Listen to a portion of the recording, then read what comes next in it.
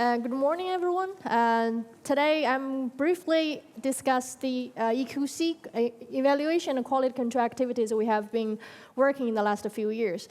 The question is, why do we care about the quality? If you remember the presentation yesterday by Jared, the director of KMI, he mentioned we need to provide climate service as fast as we can, but the quality has to be guaranteed. So that's the reason we would like to talk about the quality control. But if you see the poster around of the C3S, actually the mission of C3S is to provide quality control information. Here I give example of the Era 5. We all know now we already talked about the Era 5 in the last presentation. Era 5 back to 1979 is really highly cited. It's more than 2,000 citations. The latest data back to 1959 is released like a few months ago. Definitely, when a user sees this new kind of data set, they would ask, can I trust this data set? What are the limitations of this climate data I use? And what do scientific experts say about this data set? So in order to answer this kind of questions, in the last few years, we have worked on to provide the quality information of all kinds of data sets. Definitely, reanalysis is one part of it. And we gathered a group of scientific experts from atmospheric, ocean, land, and glacier domain, and focused on the reanalysis, satellite data, and also in situ data. We have developed this independent assessment framework to provide fully traceable, replicable, and transparent assessment to users. We have 4 pillars. First, we provide the basic data check. For example, the resolution of the data set and also the completeness of the data set. I need to check the time. Then we also have the data maturity, which gives the users the technical quality of the data set. For example, the documentation of the data set and storage of the data set. Definitely, we also provide scientific use cases like climatology, variability, and trends in order to understand if these data sets are fit for this kind of purpose, also extreme events, for example. After all these evaluation, we provide users the guidance. I will show you in detail later. The guidance to show the suitableness of this data set for different kind of applications. The framework we have developed has been published a few months ago on BAMS, if you are interested to check. Here I give just one example that for the quality, technical quality, because we want to tell users that if these data sets are very well documented and or very well storaged, or if these data sets have already uncertainty provided, or the user feedback have been implemented. So based on these user requirements or categories, we give colors or scores. For example, this is one example for the Era 5. Definitely, Era 5 is really well documented and also well storaged. But some of the categories may not be well provided, so we give this scores or colors. So users will know the status of the technical quality of the data set. This is an example for the scientific quality. For example, this linear trend of the EOPS in situ data, the linear trend of air temperature in European domain, you will see that actually there's a very well warm linear trend in North Africa. But if you see the observation numbers here in North Africa is really few. So we have to provide users that if you want to interpret this warming trend, you have to be careful, it's not really reliable. So this kind of information we need to provide users. Not only for each ECV, each data set, we also do the intercomparison evaluation to tell users one ECV from different data sets, either they are very similar or very different. For example, here, I'll give different examples for the CIs, for example. Not only the data from CDS, but also outside of a CDS, from satellite data, from reanalysis data. Also here is the CIs, we have also soil moisture, we have the SST as well. For example, the SST, we have collaborated with the international SST group, and we talk with all the data providers and to understand the differences or the consistency between all the SST products.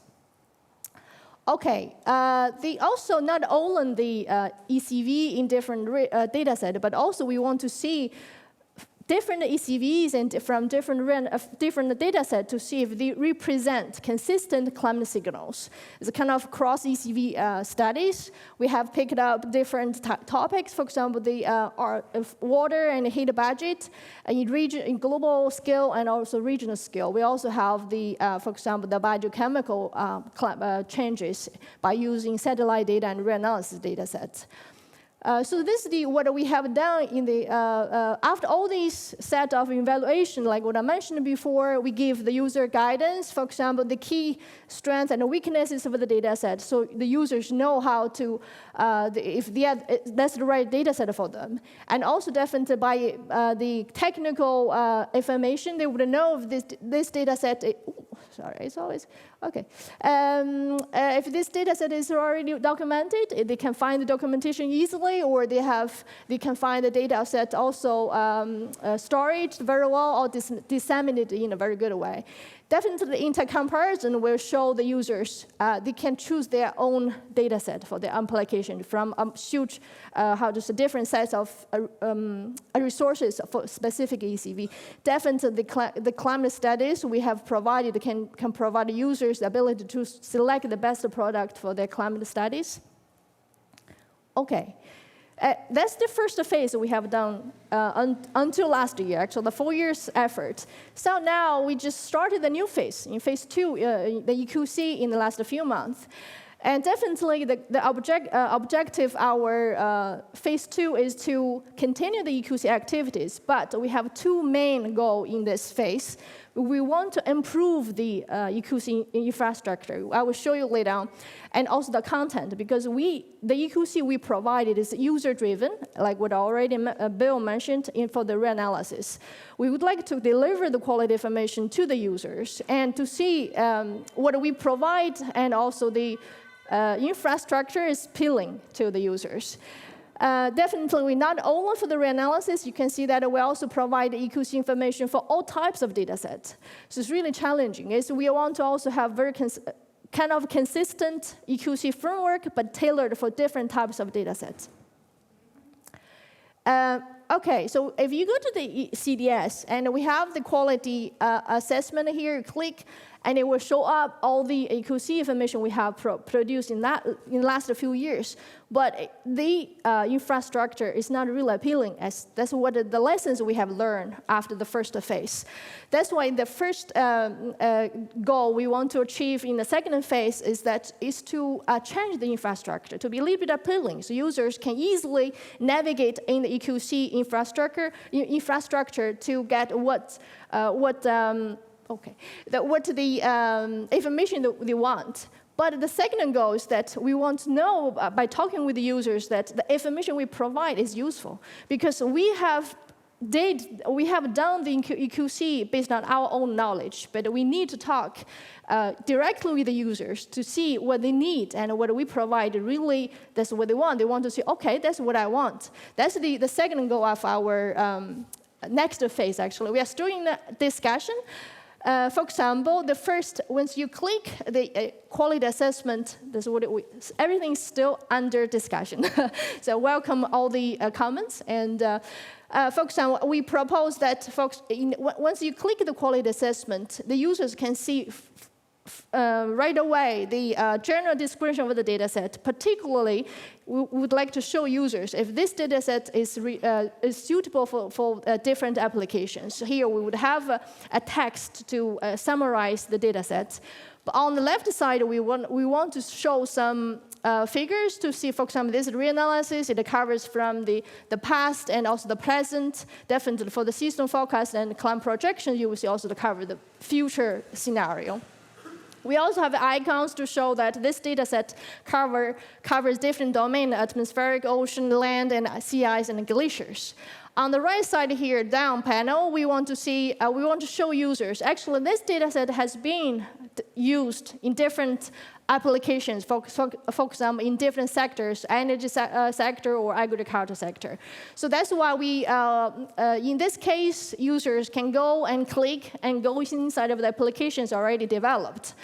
But definitely, if one user wants to know more about the data set in terms of the technical quality, they can click the button here and go into the technical quality to make sure that we want to ensure if the technical quality of the data have meet the user's need. If they want to see the scientific quality, definitely go to next. The next slide I want to show first, the quality assurance.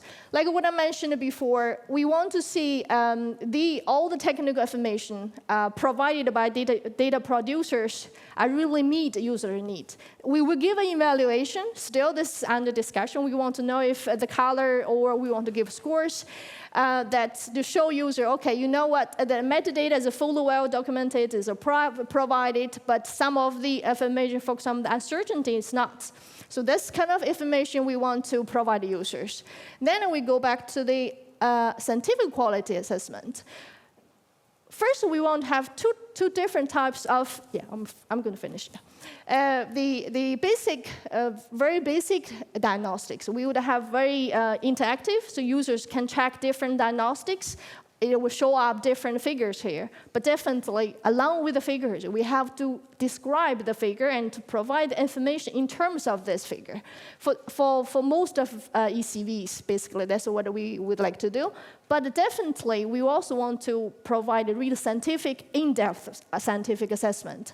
So that we'll go back to the next one that we want to have intercomparison, like what we have done in the last phase. Not only one single data set for one single ECV, but we also want to provide different, one ECV for different data sets. So in this case, we can have, we will show users which data set they can choose. So that's what I actually showed today. And I have a poster here in the coffee room. Currently, we really need the comments and opinions from users and everybody here. If you have any question, if you care about your data set, please come to us and talk to us. And in this case, we can improve our service and provide useful information to you. Thank you very much.